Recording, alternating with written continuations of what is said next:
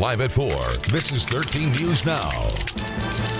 It is the calm before the biting winter storm. Frozen fountains and patches of ice have already been spotted across the region. Yeah, now people across our area in the country are bundling up to protect themselves from Mother Nature's wrath. Take a look at the temperatures clinging to the 7 cities right now. Very cold outside. Not the only thing we have to worry about. Jeff is tracking some snow that could fall on our streets. Jeff. Yeah, there is an extremely good chance of seeing snow here in the next 48 hours, or actually even a little bit less than that. It'll be over with 48 hours from now. Should be moving in about 24 to 30 hours from now.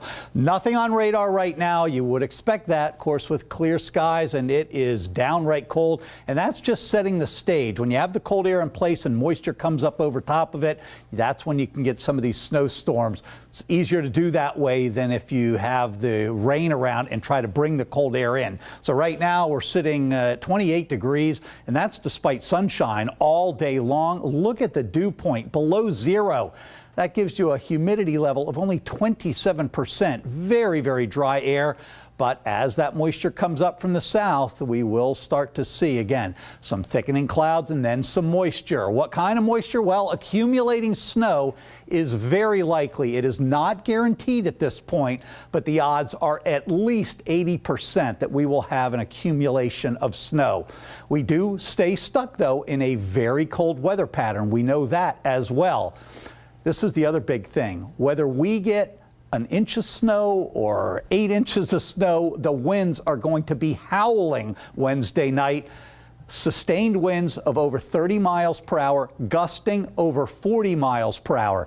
Now, again, we have at least 24 hours before things move in, so these numbers could change. Very similar to what you heard yesterday from Evan and this morning from Tim. Looks like generally 3 to 6 across much of our area, and then it drops off quickly to the west. But there's about a 40% chance at this point of a swath of somewhere in here. We can't tell you exactly where, but where some of these bands set up, we could have more like 6 to 10. But I'm thinking right now we're going to say 3 to 6 is sort of an average and then build from there. We'll have a lot more on this system coming up in just a few minutes.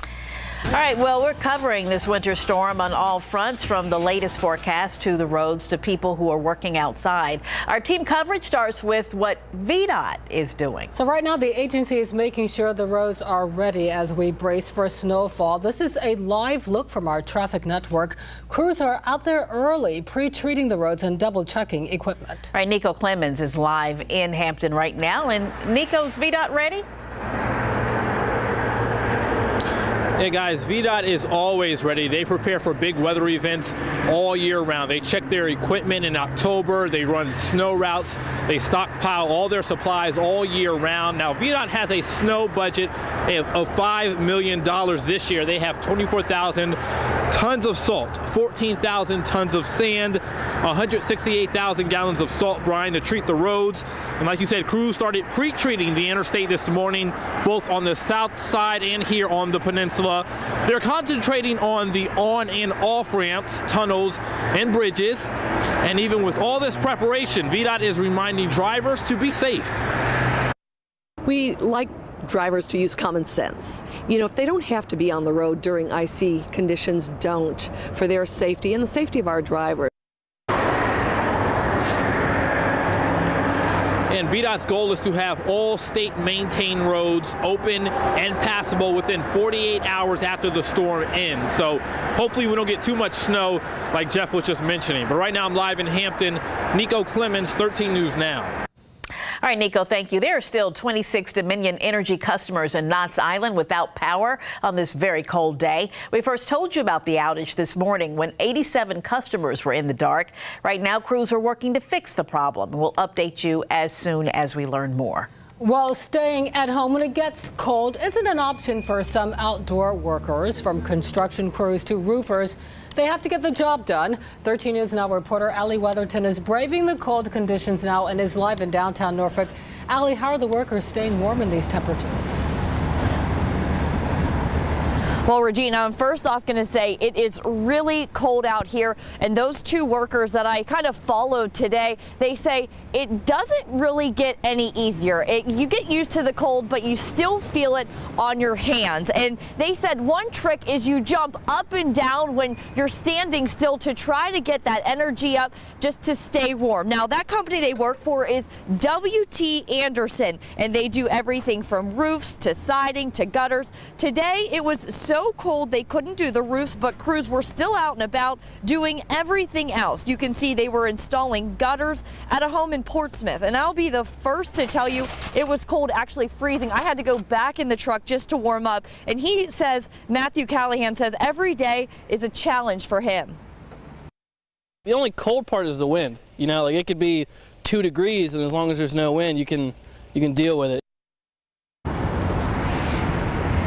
Now, coming up at 5 on 13 News Now, hear what other tricks he has to stay warm and why exactly they can't do roofs in these cold conditions. Live in Norfolk, Allie Weatherton, 13 News Now. All right, so you want to know why they say dress in layers when going out in the cold? Well, the layer next to your skin is needed to keep moisture away. A nice middle layer, that's the one that keeps you warm. It insulates you from the cold. And the outer layer is like your armor, protecting you from wind, rain, or snow, any of the elements. And also, don't forget to protect your fingers and toes with thick gloves and socks to prevent frostbite. All right, 2/3 of the country still bracing against the bitter chill. Schools are canceled.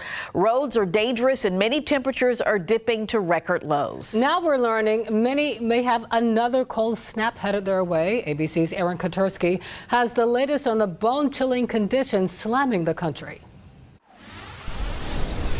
Much of the country remains stuck in the frigid grip of winter. I think this is the coldest winter ever. For most, the cold snap stretching from Chicago to Austin all the way up to Buffalo is just miserable. I can't even describe it. It's unbearable. It's also dangerous. The pond behind my house, the car's falling through.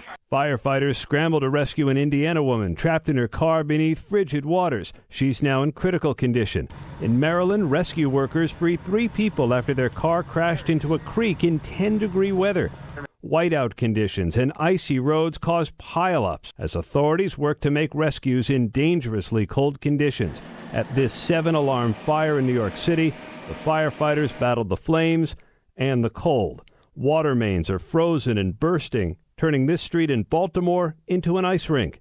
Many schools in New England and the Midwest were closed or delayed. I just thought it would be a safer alternative to keep the kids home for a couple hours. And while the tundra-like temperatures are a bear for most, the Coney Island Polar Bear Club saw the cold snap as an invigorating way to start the new year.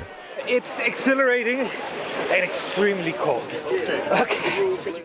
The cold temperatures are hardly going away. Another blast of Arctic air is expected to hit the East Coast later this week, bringing ice and snow as far south as Florida. Delta has already issued a travel waiver for flights in the southeast ahead of the storm. Aaron Katursky, ABC News, New York.